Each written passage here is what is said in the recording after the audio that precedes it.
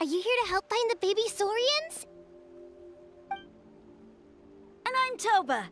You must be the helpers that we've been waiting for. It's nice to meet you too, but we're just passing through.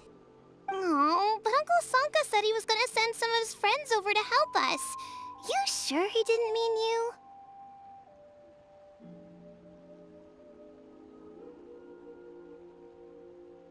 Yeah, sorry. Whatever this is about, it sounds like you've got the wrong end of the stick.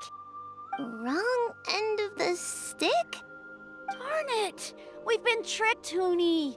I should have known that Glasses Guy was a con artist. What are we supposed to do about the baby saurians now? Time's running out. It's okay, Huni. Don't worry.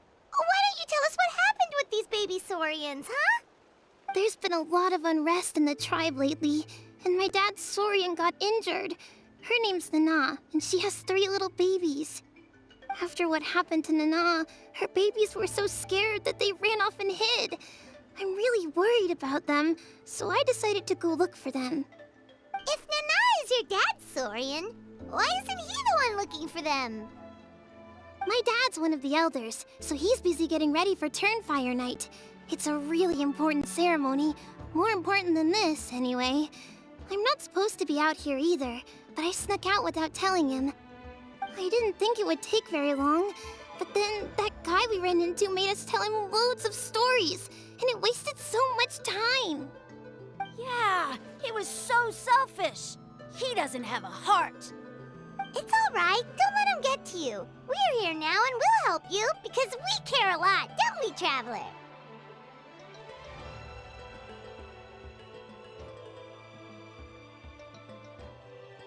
They should be. I already managed to find their tracks, and it seems like they're hiding on the cliff.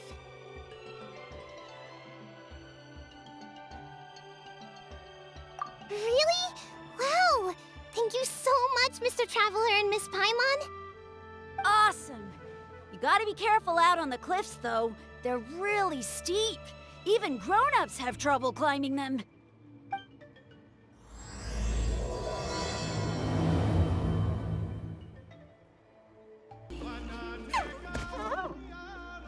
We found them! Wait, but what's that other... A how?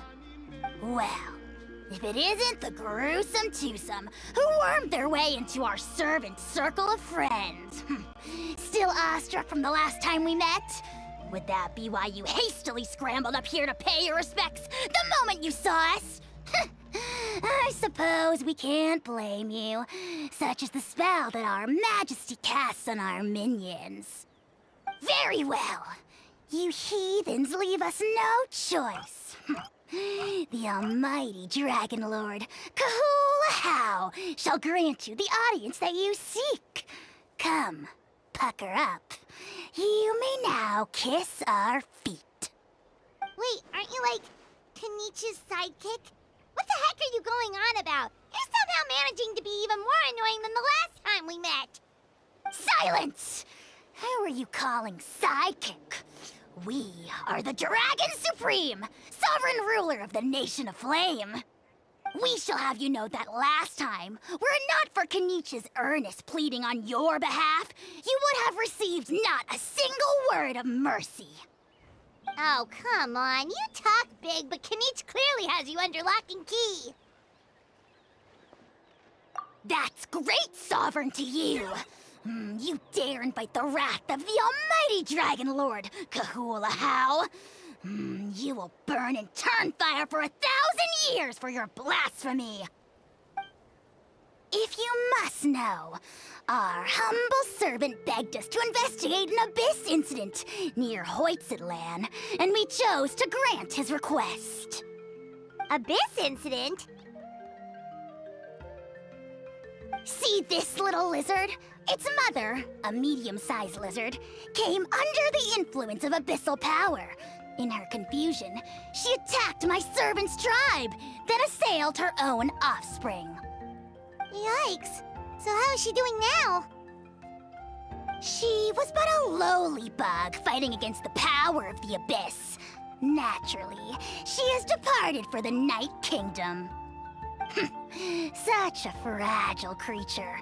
Apparently, she ended her struggle by leaping from a cliff. Leaping from a cliff? My dear anemic flying ant, as addled with questions as your head may be, please keep them to yourself and wipe that absurd expression off your face. We are the almighty Dragon Lord Kahula-How, not a wish-granting fountain. Anemic flying ant? Huge! Just you wait. Two can play at the ugly nickname game. We sense a faint abyssal energy. An evil sorcerer must be lurking nearby, but they are well hidden. If you encounter any suspicious outlanders, be sure to give them a robust interrogation. Suspicious outlanders? Wait, are you mocking us? Ha! How dare you cast aspersions on your ruler, heathen! You're just lucky that our servant has such vile taste in friends. Otherwise, we would beat you black and blue, and then purple, then black again! If you're not here to kiss my feet, then get out of my sight. Do not impede the work of the almighty Dragon Lord, Kahula-How!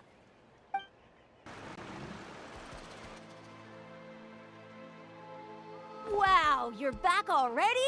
That was so fast. I'm so glad that the babies are all right. Thank you both so much. Now we can finally go home and stop worrying about them. You're welcome. Piece of cake. You're not from Natlan, right? Because your clothes look different than ours. Hey, you must be tired after all that climbing. You should come take a rest at my house. Yeah, please come. I promise you'll get a big Scions of the Canopy welcome. We love having guests, and you're really nice people. Not like Glasses Guy. By the sound of it, Glasses Guy wasn't from Natlan either, right? Uh-huh. Well, his clothes sure weren't. You know what? Now that I think about it, there was something really fishy about him. Really? Maybe he was the suspicious outlander that Ahau mentioned. Sure, if you're interested. Let me think. How did the conversation go again? Oh, please, mister. I've told you so many stories already. When are you gonna help me find the baby Saurians? Just one more story. One more, I swear. Why don't you tell me more about that ball of fire? I heard that there was a huge transparent ball of fire that used to burn 500 years ago, 1,000 years ago, maybe even further back than that. Oh, you mean Turnfire. That's where the ancient name Mollypo comes from. Oh, wow. So it was the origin of an ancient name. That's impressive. Uh-huh. There's a story behind every ancient name. The legend goes that the Turnfire first appeared in the era of the Grand Alliance.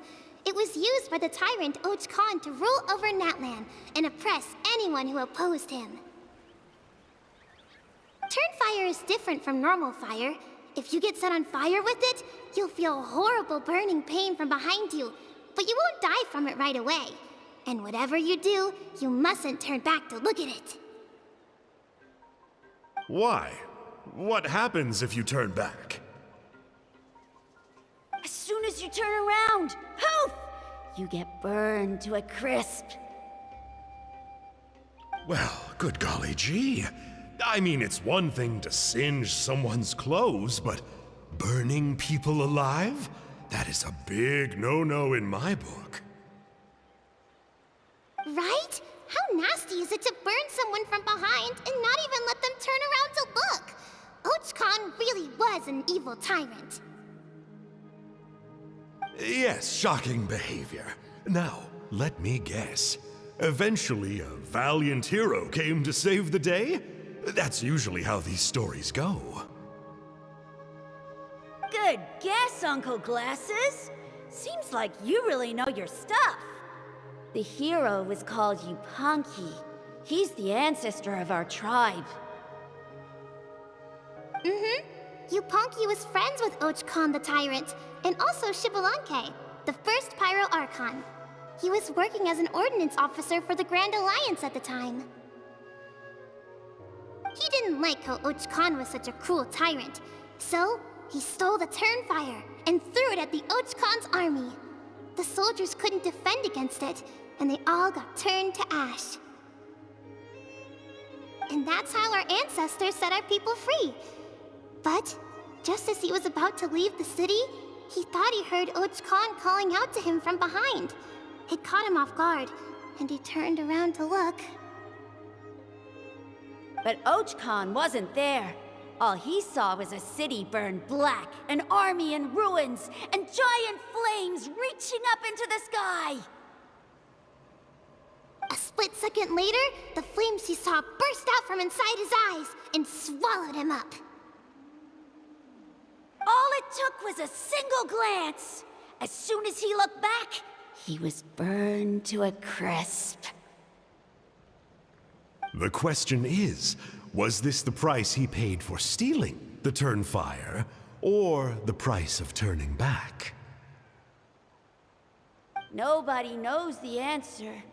But the fire that consumed Yupanqui burned more fiercely than any other. It burned for 100 days until it burned a hole right through the ley lines. And then, the flame dropped into the deathly dark Night Kingdom, where it still burns to this day. The grown-ups say that it lights up the path that leads to the next life. But for the dead to be reborn, they have to accept the flames and be purified by the fire first. It's like a final look back at your life, where you have to answer for everything you did. Anyway, that's the story of Yupanqui's Turnfire. Ah, a fine parable indeed. So, is it true? Is it really possible to find this fire in the Night Kingdom? I don't know. I think it's just a story. Either way, I assume this name has been passed down in your tribe ever since? Sure has. It went to Burkina, the hero that we celebrate on Turnfire Night. But that was 500 years ago.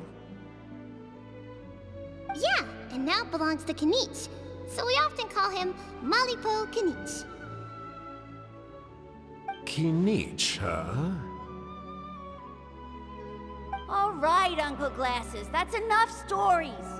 Now, can you please go find the baby Saurians for us like you promised? I would, but doesn't the legend of the Turnfire teach us not to look back? Let's not go dredging up the past. Tell me more about this Kinich guy. One more story, I swear. Starting now. No? Careful, Toba. You look dangerously close to cursing me out right now. Tut tut, we can't have that. Cursing is for grown-ups only. Uncle, you'd better not be trying to trick us, or the Turnfire will get you when you die. How would it get me if I'm outside of Natlan? Uncle Glasses isn't from here, you know. Unlike you. Huh? Wait, is that?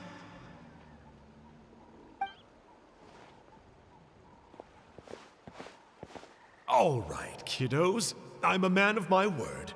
2 of my friends are on their way here, and, yeah, they'll help you out on my behalf. Work them like dogs, okay? That's what they're here for. Don't go easy on them just for my sake. Really? Well, first, can you tell us your name? We met at the foot of this cliff, so beneath the peaks, let's go with Sanka. Seriously? If you don't believe me, turn around and see for yourselves. They're right behind you. Huh? Where? Oh, wait! Uncle Sonka, where did you go? Yeah, definitely a fishy character. It sounds like he was digging for info about the ancient names. Yeah, and not only that, but he betrayed us too. He'll pay for this. All he got out of us was some stories, though. What's the worst that could happen? Traveler, maybe we should go tell Kanich about this. Ahau says he's investigating it, but he's a bit of a loose cannon. We probably shouldn't take him at his word. Huh? You know Kanich?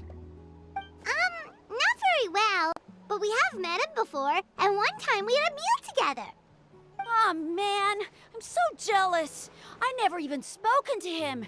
He's so cool. He's the Saurian hunter, and he has a really awesome ancient name. Me neither. I don't think my dad really likes him, though. He always tells me to stay away from him. Probably because of that little creep he always hangs out with. He's nasty, and he's so full of himself.